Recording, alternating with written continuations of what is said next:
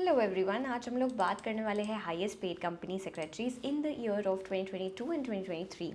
तो आज हम लोग फर्म्स की बात नहीं करने वाले हैं, हम लोग ऐसे कंपनी सेक्रेटरीज की बात करने वाले हैं जो कि बड़ी बड़ी कंपनीज़ में सीएस और कंप्लायंस ऑफिसर है। तो चलिए फिर देखते हैं।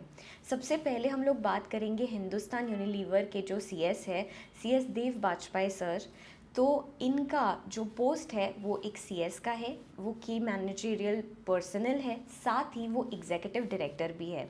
इनका एक्सपीरियंस 30 इयर्स का है और इनकी क्वालिफ़िकेशन में सीएस एलएलबी, उन्होंने एग्जीक्यूटिव प्रोग्राम भी किया हुआ है हार्वर्ड से। इनका जो सैलरी है that is 9.5 crore rupees. Yes, and this is per annum salary. इसमें सारे परक्यूसिट्स और सब कुछ आ जाता है। अब आप सोच रहे होंगे दीदी सीएस है और एग्जीक्यूटिव डायरेक्टर दोनों भी है। यस, उन्होंने खुद के जो स्किल सेट होता है, खुद के एक्सपीरियंस से he have climbed that level of success जहाँ पर वो सीएस के साथ साथ एक एग्जीक्यूटिव डायरेक्टर भी है। तो इससे हमें समझ आता है कि क्या स्केलेबिलिटी है ये प्रोफेशन की। अगर आप में काबिलियत है तो आप कहाँ तक पहुँच सकते हो, आप में अगर एक्सपीरियंस है आपके पास तो आप कहाँ तक पहुँच सकते हो। और उनका सैलरी 9.5 करोड़ रुपीज़ का है। अब हम लोग दूसरे सीएस की बात करते हैं जिनका नाम है सीएस आरजे जयामुरुगन। ये एशियन पेंट्स के कंपनी सेक्रेटरी है, लेकिन इनका जो पोस्ट है ये सीएफओ और सीएस दोनों का है। अब आपको पता होगा कि सीएस बनने के लिए आपको सीएस की एग्ज़ाम देकर क्वालिफाई करना होता है, लेकिन सीएफओ बनने के लिए जिन भी ऐसा पर्सन है जिनके पास फाइनेंशियल नॉलेज है, काफ़ी अच्छा उनका फिनेंस और अकाउंट्स में पकड़ है, तो वो लोग जो है वो सीएफओ बन सकते हैं। तो इनका एक्सपीरियंस 30 इयर्स का है और इनका सैलरी है 3.69 crore rupees per annum. Yes, जिससे हमें पता चलता है या समझ आता है कि आप क्या क्या पोजीशंस पर पहुंच सकते हो। भले ही पढ़ाई आपने कंपनी सेक्रेटरी की है, लेकिन there are lots of things that you can do in your career as you grow forward.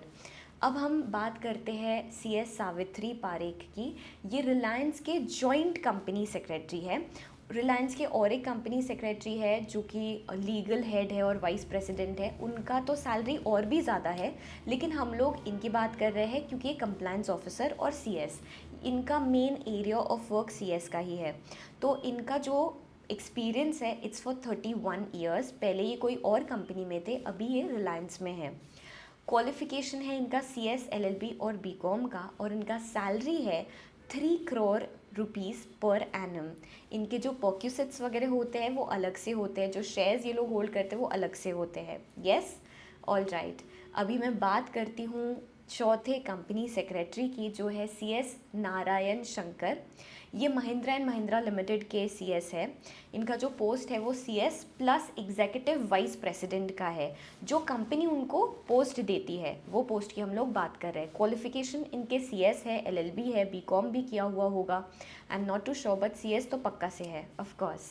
इनका एक्सपीरियंस है 21 ईयर्स का और इनका सैलरी है 2.5 करोड़ रुपीज़ का। यस, तो आप देख सकते हैं कि it totally depends on your calibre how much the ladder can go up. Yes, अब हम बात करते हैं आईटीसी के कंपनी सेक्रेटरी की, जिनका नाम है आर के सिंघी। इनका पोस्ट है एग्जीक्यूटिव वाइस प्रेसिडेंट का और ये भी सीएस है, और इनका सैलरी है 2.68 करोड़ रुपीज़। यू गाइज, ये जो सैलरीज मैंने आपके साथ शेयर की है ये लिस्टेड कंपनीज़ है, बड़ी बड़ी कंपनीज़ है। हम लोग हाईएस्ट पेड कंपनी सेक्रेटरीज़ की इसीलिए बात करते हैं, और भी आई एम श्योर काफ़ी सारी कंपनीज़ होगी जो इससे भी ज़्यादा अच्छी सैलरीज ऑफ़र करती होगी, बट जो कुछ कंपनीज़ है जो हमें ऑलरेडी पता है, जिनका कुछ नाम है, उनके जो कंपनी सेक्रेटरीज़ हैं वो लोग क्या लेवल तक पहुंचते हैं, या वो लोग किस तरीके से अपना करियर को उन्होंने ड्रॉ किया हुआ है, डिज़ाइन किया हुआ है, ये देखकर हमें समझ आता है कि क्या स्केलेबिलिटी है ये करियर की। साथ ही साथ आप कौन से लेवल तक पहुंच सकते हो। यू नो, एक ऐसा डायरेक्शन होना ज़रूरी होता है, और वो डायरेक्शन तभी आता है जब हम हमारे से 10 साल आगे, 20 साल आगे लोगों को देखते कि वो लोग अपने लाइफ में क्या कर रहे हैं। और अगर मैं फर्म्स की बात करूं, अगर हम लोग जो कंपनी सेक्रेटरीज जिनका खुद का फर्म होता है उनकी बात करूं, तो the sky is the limit, because वहाँ पर उनका खुद का फर्म है जहाँ पर वो लोग अलग अलग कंप्लाइंसेस की सर्विसेज प्रोवाइड करते हैं, बहुत सारे कंपनीज़ के साथ जुड़े हुए होते हैं, अपना काम प्रोवाइड करते हैं, जैसे सेक्रेटेरियल ऑडिट का काम हो गया या फिर और भी बहुत सारे कंप्लाइंसेस के काम होते हैं। तो अलग अलग सर्विसेज के अलग अलग काम होते हैं, एंड ऐसे करके we can see the growth in the company secretary career. I hope that this video was useful to you. Thank you so much. अगर आपको चाहिए मैं और ऐसे इन्फॉर्मेटिव वीडियोज़ लेकर आया करूँ तो please do let me know in the comment section down below. Bye bye, take care, आओ जो, मुझे भी जाना है ना।